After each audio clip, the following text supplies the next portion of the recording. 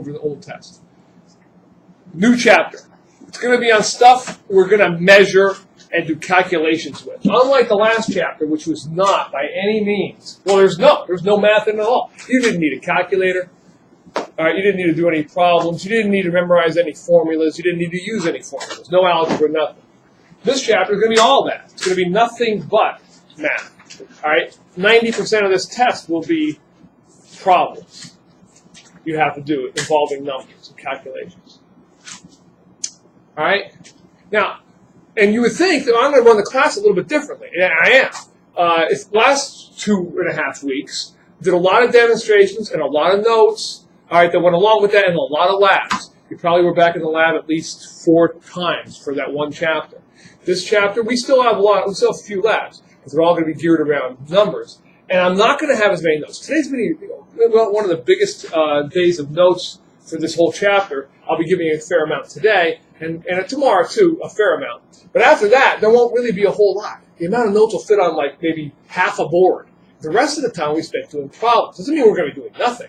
We're going to be doing problems. I'll do some examples on the board. I'll let you do some problems in your class, and we'll check them over. We'll do stuff like that so you learn how to do them. All right. I guess if we're going to do a chapter on measuring and calculating, we have to first know what we're going to measure. And the crazy part about chemistry, the title is chemistry of the class is chemistry. We don't really measure chemical stuff for the most part. We measure physical properties. For the most part, that's what you do. You measure physical properties, even though it's a chemistry class. And we've had a little bit of experience in the last chapter determining the difference between physical and chemical changes. You had quite a few questions on that in the test yesterday, or Friday. What was the test? Friday. Yeah. But I want to go over them again. I'm going to list a few over here. You don't have to copy them down. But what we measure are physical properties. And I want to list a couple. I'm going to try to lead you down the garden path, have you guys come up with some of the differences between things. And I also still need to learn your names. Don't know everybody in here by any means. And I want to try to get to know them because I'm going to call on you to give me some answers for some physical properties that tell different things apart. We'll start off with things we can measure, okay, things that are different, all right, that I can measure about something. So if I put these two guys up here, okay, I have 2 graduated cylinders filled with stuff, okay? And if I were to call on Sam and ask Sam, what physical property do you notice that's different about those 2 guys? She says the color. Look at that as the first one. Do not write this down. We're gonna classify each of these that I'm gonna write up here. Well, maybe not every one of them, but most of them we're going to classify as 2 different kinds of physical properties. We're going to go a little further than last chapter. Last chapter, we just talked about the difference between physical versus chemical.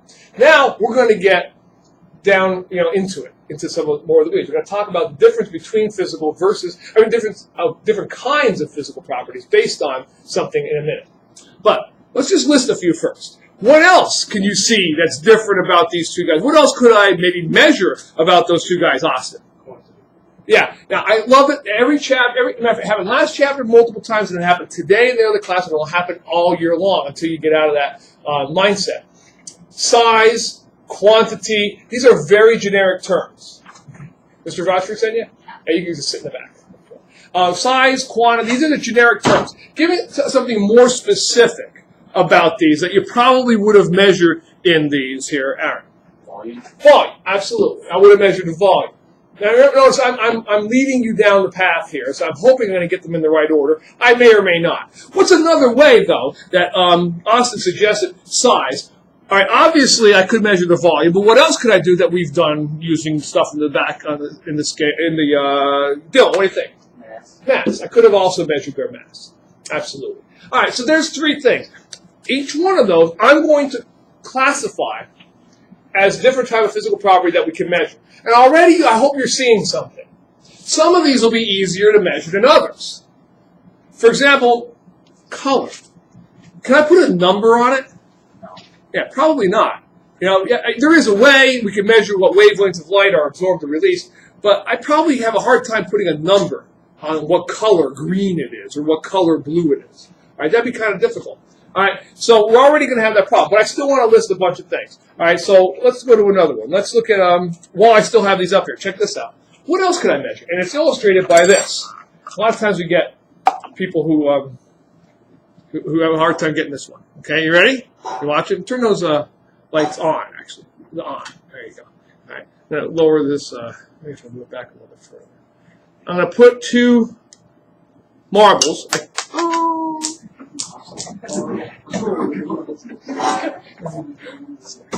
Thank you. I'm going to put 2 marbles in here. Now, if you watch, when I drop them in the blue one, okay, you watch. I'll drop the. Again, I'm going to drop. I'll drop this one in. They're both the same color. They're both the same shape, but okay. What is that a measurement of? One guy's sank to the bottom, and the other guy's floating at the top. What do you think that's a measurement of as well, Maddie? Density. Absolutely. Turn that light off again. Density. Okay, we'll write that guy down. Density. So, like I said, I try to do these in order so that you'll come up with the same ones that I've got kind of come up on the board. You don't need to write these. I said write these down. You don't need to write these down. I'm going to classify these in just a minute. All right. What about this? Something.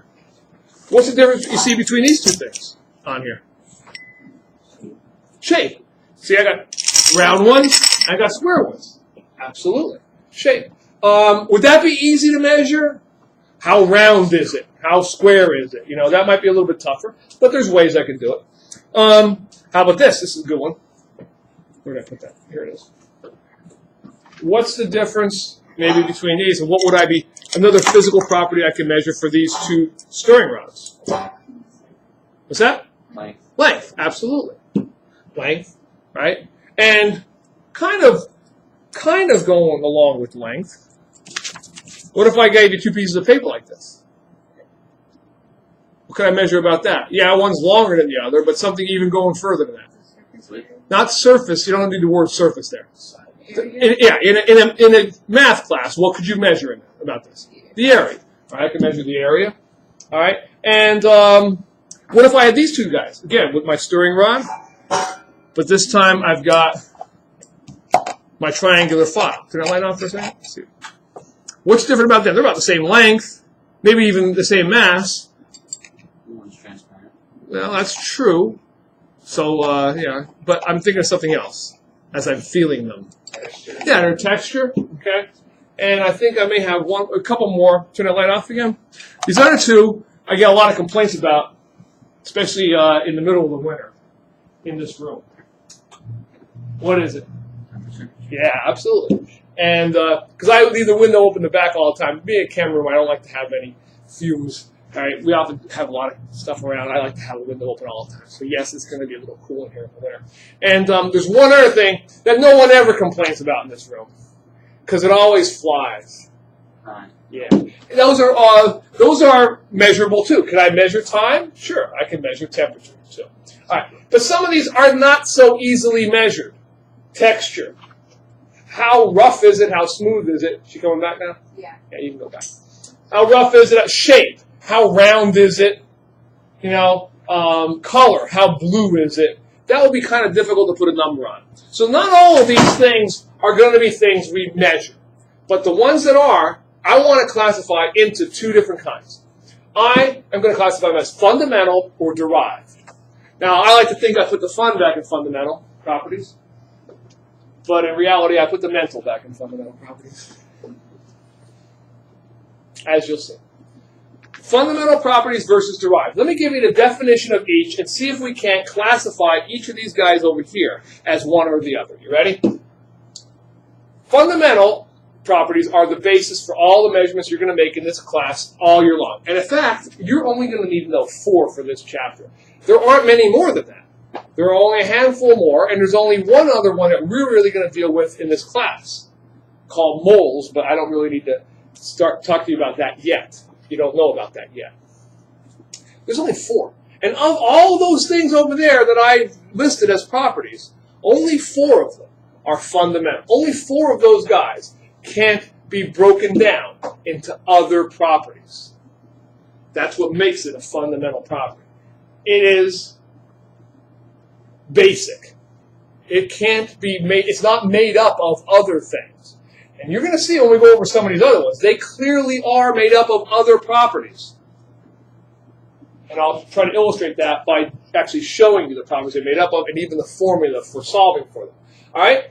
So leave yourself one line blank here, one little space here, blank, before I give you the definition of derived. We'll fill that in.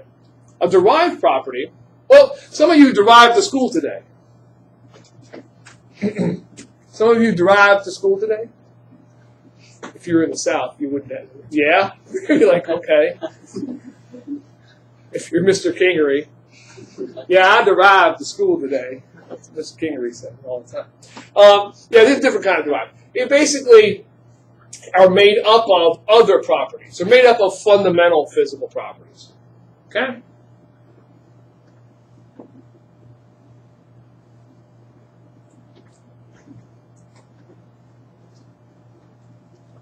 Use derived in a sentence, Mr. King.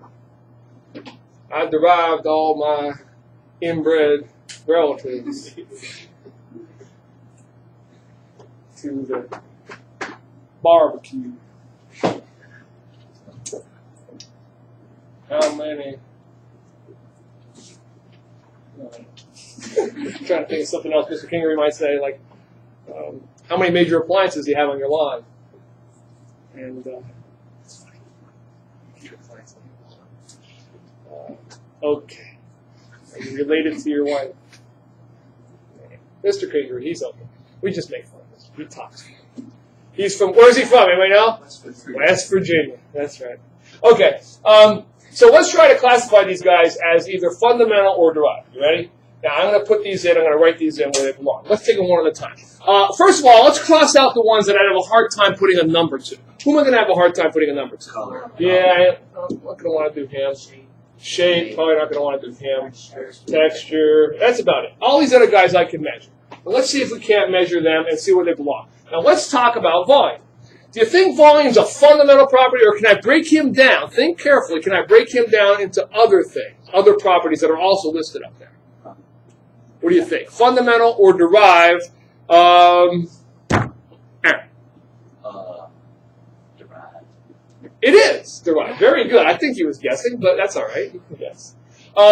It is. Because if I, for example, drew a box like this, how could I get the volume of that box? What would I get? What would I do, I mean? Yeah, I'd measure the length times the width times the height. Lengths, widths, and height are all lengths, aren't they? So obviously volume is made up of a bunch of lengths. Now length is a fundamental property. So for example, length is a fundamental property. He can't be broken down into anything else, if you think about it. I can measure him with a ruler, but there's nothing else that I could, break him down into. All right, let's take mass next. Is there anything I can break mass down into, you think? I can't think of anything either. Mass is also a fundamental property. How about density? Is density, did you ever memorize a formula for density back in the day? Yeah, what was it? D equals, remember it? Somebody said it in the air class. Come up with it. M over V, yeah. So density is made up not only of mass, it's also made up of volume. So he can't be a fundamental property. He must be derived. Getting the idea now? Length, we already have him there. Area, that's an easy one. Everyone should get this right. What must area be? Fundamental or derived? Derived, because we all know what area is. How do you get area? Length times width. I just take that same card I was holding up, length times width. So he must be derived. How about temperature? Can you think of anything else for temperature can be broken down into? I can't. So temp is a fundamental one, and so is time. Those are the four. Believe it or not, you're not going to believe this, but everything you can think of in your physics classes and in your chem classes that we're going to do all year long are pretty much made of those four things. Everything. You're going to measure power and energy, and you're going to measure all kinds of stuff in physics class. In my class, you're going to measure heat, and you're going to measure a bunch of other things to do with there's one other guy I haven't put in here, moles, but density and velocity, speed, all that stuff can be broken down into these four guys. And I'll show you at least 3 examples of that in a second. All right? So, I think I have those all listed. All right. Let's go back to the other ones then. These guys, let's cross out the ones we've taken care of. Temperature, time, length, and mass. Color, shape. Well, again, color, I told you, not all of these are going to be in here because we're talking about things we measure And the ones we have a hard time putting numbers on, we're not going to put in there. It doesn't mean they're not physical properties. It doesn't mean we don't write them down. We write them down in the observation section if there was a color change. All right? We just can't measure. We just can't measure, how rough something is or how blue something is. Or what's the other one we didn't do? Shape, the exact shape of something. We can't really measure it. So we're not going to include it under fundamental or derived. All right? It has to be something that's measurable. Measurable with a number. Okay? By the way, some of those I'm kind of exaggerating. You can actually get numbers associated with almost every one of those. If you buy sandpaper, for example, you can have different numbers on it. The color, I said, it has to do with wavelength. What wavelength of light is being given out there, and there's numbers associated with that. It's a length, but it's also a length. Those are the same thing. But anyway, for us, for our purposes, we can't really measure them. We're going to leave them out. Let's go back down to derived now. How about derived? Let's take a look at a guy like volume. Volume. What's volume made of? We said. What would I break volume down into? A length times a length times a length. 3 lengths multiplied together. Right? As opposed to an area. What's an area? A length, again, length, I want to use only derived. Only fundamental. An area will be a length times a length. You see what I'm doing? Here's the deal. I want you to listen to this carefully. I need to turn every one of these guys into one of these 4. Okay? Volume is a length multiplied by a length multiplied by a length. Area is a length multiplied by a length. Okay? So all that's going to separate volume from area or from these other guys is how I relate these guys together. Which ones I'm using, and are they multiplied, divided, added, or subtracted? Okay, that's the question. So let's go to the next one. Let's take a guy like density. Density broken down into fundamental properties. What did I say the formula for density was again? Mass over volume. So you might think it's going to be mass over volume, but that doesn't quite do it.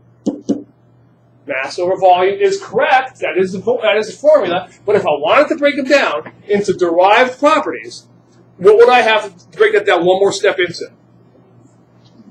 Mass over length times length times length. See, now he's broken down into fundamental properties. And this last one I want you to do on your own. I'm going to erase all this other stuff because we're running out of room on my board here. Last one I want you to do on your own is velocity.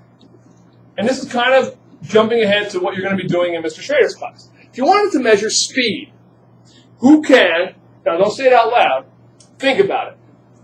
What can I do? What fundamental properties, I shouldn't have erased all 4 of those up there. Which of those 4 you have still in your notes? Fundamental properties are involved in velocity, and how are they related together? Okay, raise your hand if you think you know. The 4 that we had up there were mass, length, time, and temp. Which guys you think, make up velocity, and how are they made up? And can you put them together? What do you think? Justin. Length over time. Exactly right. Now notice, doesn't that sound intelligent? Doesn't that sound intelligent? How did he figure that out? And those of you who didn't figure it out, let me tell you how you could have. A lot of times, you don't have the knowledge. You don't know the answer. But you can relate it to something you do know. What do I know about velocity? I'm driving in my car. How is my speed measured in my car? Miles per hour. Miles is a unit of what of those? Which of those 4 things is miles a unit of? Length. Per hour. Time, right? Length per time. Length over time. That's where that equation comes from. I often like to show you where, equations, we just get used to memorizing. You're going to memorize by the time this year is over. Let me show you some of the equations you're going to memorize. You're going to have V2, P2 over T2 equals V1, P1 over T1. You're going to have PV equals nRT. You're going to have delta H equals MC delta T. You're going to have all these crazy equations. And to you, a lot of you, I'm just going to memorize that, and then I'll spit it back down a test, plug in my numbers, plug and chug, algebra, right? And you can absolutely get away with that. My point will be, I'm going to show you why they look like that. Why is density mass over volume? What's the point? And how would you know it has to be that? Y is speed. Well, speed is probably the easiest one. Length divided by time. All right, and that's the whole point. Now, all these equations, as you do them, are not going to be as hard as they may seem, just throwing them up on the board. All right, good enough. So there you go. Fundamental versus derived physical properties. We're all set. I already did those. All right. Now, let's break down properties into another way, things that we measure, into another way. Because we often use these interchangeably, but they're not the same. There's the property you're measuring, the quantity, and then there's the unit, the standard by which you apply that. You apply to that property. All right, so let's talk about the difference between these two and make sure you understand, because I'm going to put the same guys in here. First of all, quantity. By the way, what little notes there are on this test, what little multiple choice kind of questions there are on this test are coming pretty much from this class today. All right? Quantity is a physical property that can be measured. And I'll ask you on the test, identify the following as A, quantity, or B, unit. Okay? What are some quantities that I can measure? The big guys that I measure. All right, I'm just going to list them up here for you. And then I'm going to see if you can tell me what the units are for each of those in the metric system, because that's what you're going to have to do. Okay? Those are the biggies we measure throughout the year. They're not all fundamental, obviously. Volume's not. Density's not. But we're going to measure them throughout the year, and throughout this chapter we're going to use them. We're going to learn how to use them. We're going to learn how to write those units correctly next to those numbers, because a number without a unit next to it is pretty useless to me. Got to have a unit next to it. So those are the guys we're going to be doing, working with all year long. Those are the biggies. What are the units for all of those guys? What does that mean, unit anyway? Well, I think you're familiar with some units. If I said I wanted your weight, what do you know I'm going to be if I say I'm 185, what am I talking about? Pounds. So you're all good with the English units. You're not so good with the metric. So that's why I want to talk. Units are the standards by which we measure the units, but by which we measure the property, the quantity. All right? So, let's see if we can't list them all down here. You ready? After you copy that?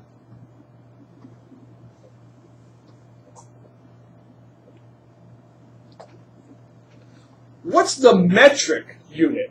What's the way you're going to measure volume most of the time in this class, you think? Liters, absolutely. So these are my examples, and they're all going to correspond to the guys above them, okay? Liters for volume, okay?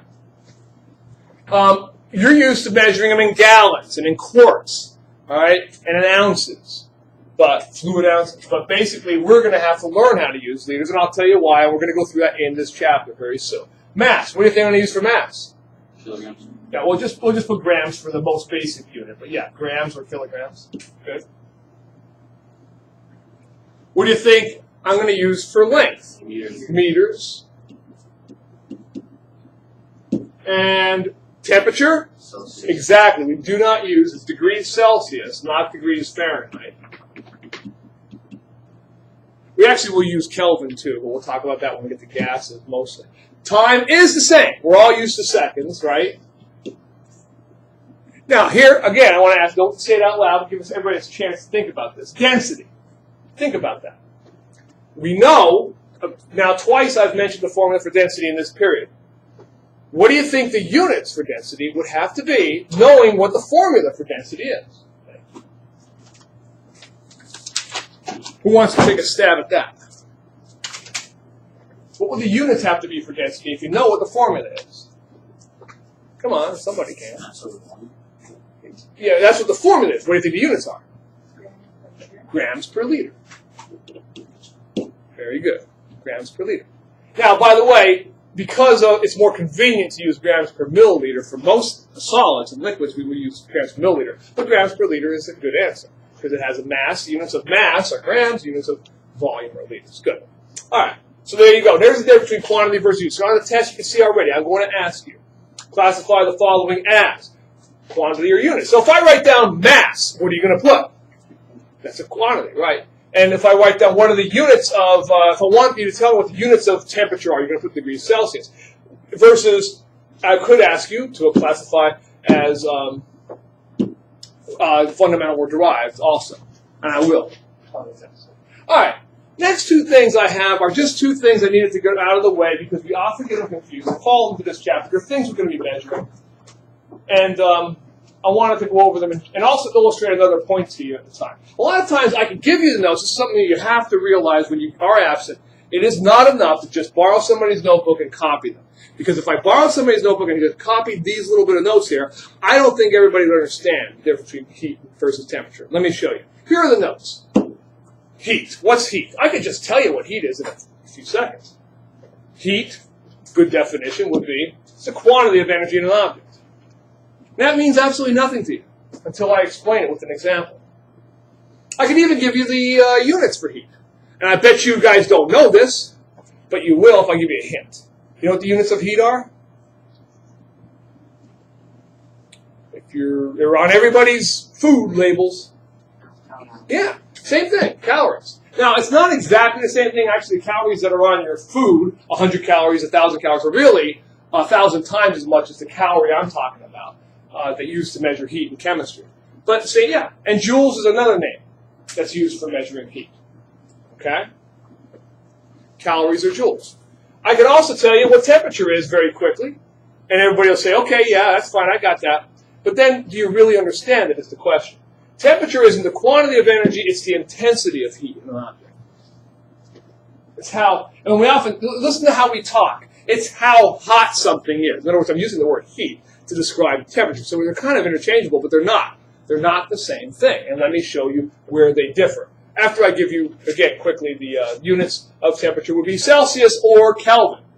Kelvin, we will talk about mainly when we get to gases in the spring.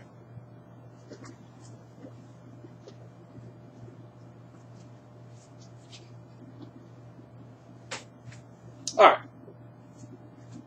Here's how I want you to think about this. Do not copy what I'm about to put down. I just want you to watch this. Turn that front light off, or back light off. All the lights off. Okay? Let me show you something here.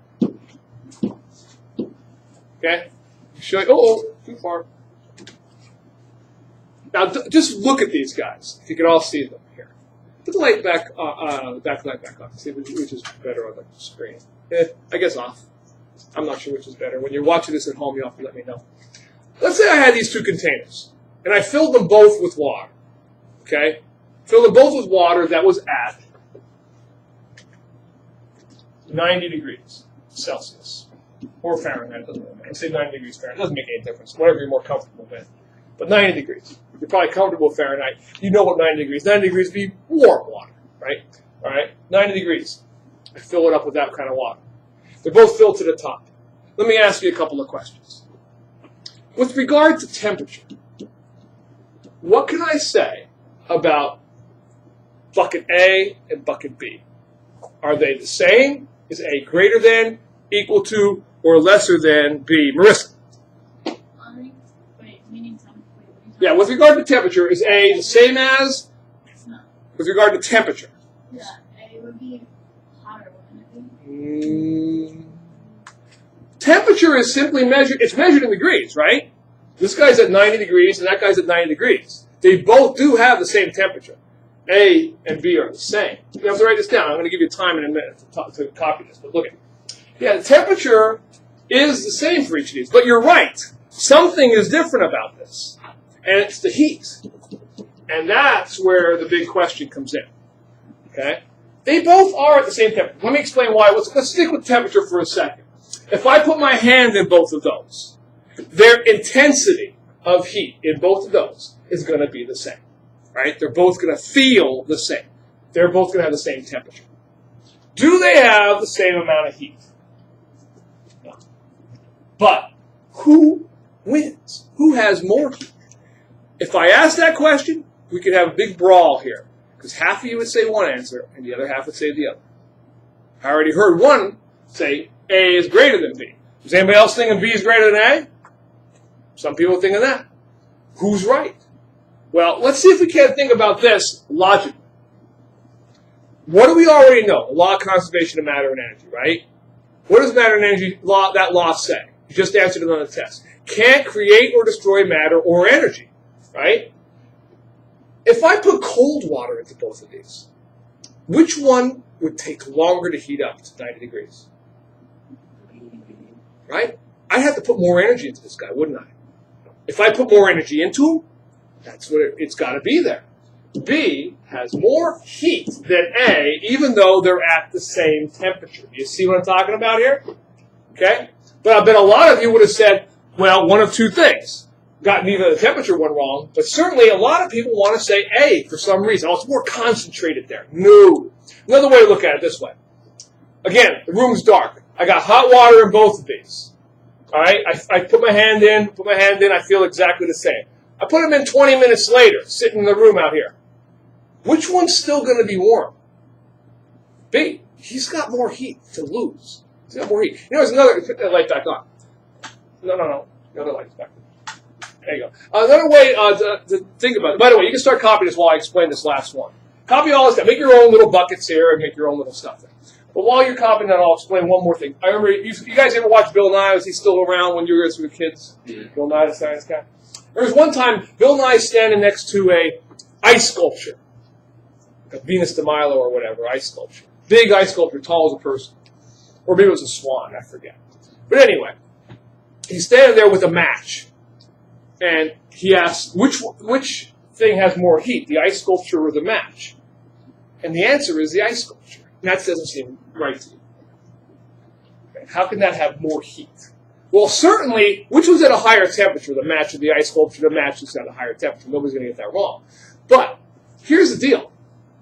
You got to remember something. That ice sculpture has heat. You just don't realize it because your body temperature is above that ice sculpture. You don't realize it. But you have to, on a scale of, well, I guess you don't have to draw this here. But on a scale of 0, where all molecular motion stops, that's absolute 0, to, let's say, 373. That's the temperature of boiling water. Okay? Your ice sculpture is going to be right around here, 273. Your temperature is going to be maybe up here, around 400 of the match. But you've got way more molecules of the ice. And look at the difference between those two. Isn't that great, really? Between the match and the ice sculpture. The ice sculpture has all this heat. It's got a lot of heat in those molecules. They're moving. The matches are moving faster. The match has definitely got a higher temperature. But there's so few of them, he actually has less heat. So it depends relative to your body. You don't notice it. Okay, last little thing to give you here, and then I've got to want to give you back a test and go over them with you. Mass versus weight.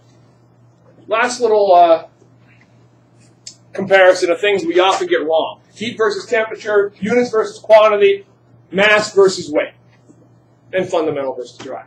This won't take me long. Real quick, you've all seen this before. You all know what mass and weight are. You often get it wrong anyway. Mass. And in this class, we'll be measuring, and on our scales, we'll be measuring the mass of objects all the time in grams. Okay? It is the quantity of matter in an object. That's what mass is.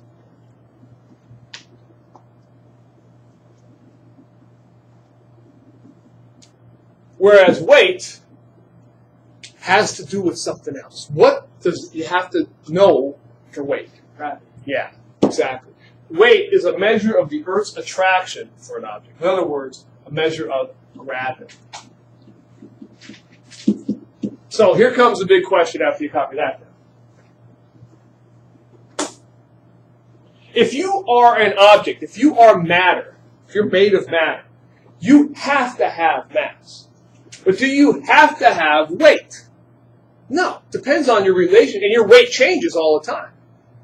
You know, you want to lose weight? Move to the moon. You'll weigh a lot less. About 1/6. Why?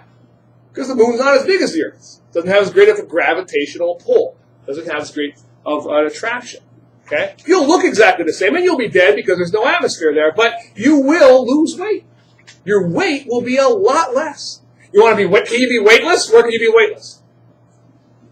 Yeah, if you're in space, away from all these bodies, away from all these planets, you know, you can basically consider yourself weightless. But can you be massless? No. Okay. All right. That's the last one. I'm going to stop the thing here. I'm going to go over your test. I have just enough time to go over.